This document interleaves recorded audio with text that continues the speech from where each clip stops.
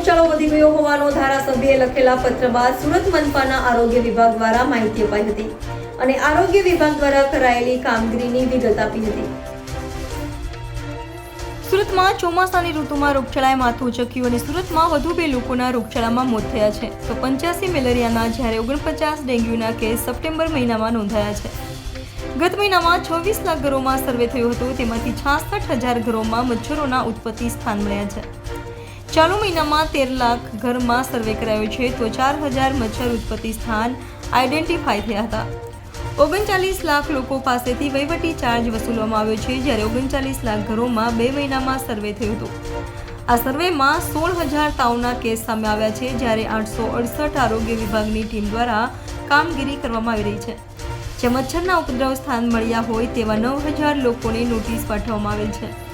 હાલ લોકપ્રતિનિધિના સંપર્કમાં રહેવાનો નિર્ણય કર્યો છે એટલે દરેક લોકપ્રતિનિધિને સવારે કોલ કરી તેમના વિસ્તારમાં કોઈ ફરિયાદ છે કે નહીં તે બાબતે પૂછવામાં આવશે તેમ આરોગ્ય અધિકારીએ જણાવ્યું હતું।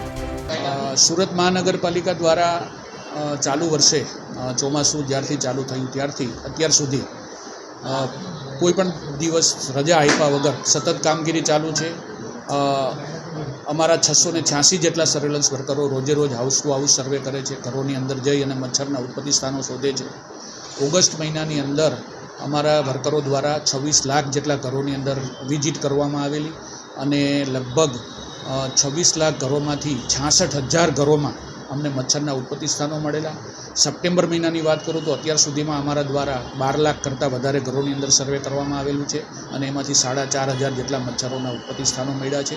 એટલે 2 મહિના દરમિયાનની વાત કરીએ તો અમે લોકોએ 39 લાખ રૂપિયા જેટલો વહીવટી ખર્ચ વસૂલ કરેલો છે જેમના ઘરમાં મચ્છરના ઉત્પત્તિ મળેલી હોય તેમને, અને એના ઉપરાંત લગભગ 9,000 કરતાં વધારે ઈસમોને અમે નોટિસો પણ ઇસ્યુ કરી છે અને આ કામગીરી સતત જ્યારથી ચોમાસું ચાલુ થયું ત્યારથી અત્યાર સુધી ચાલુ છે।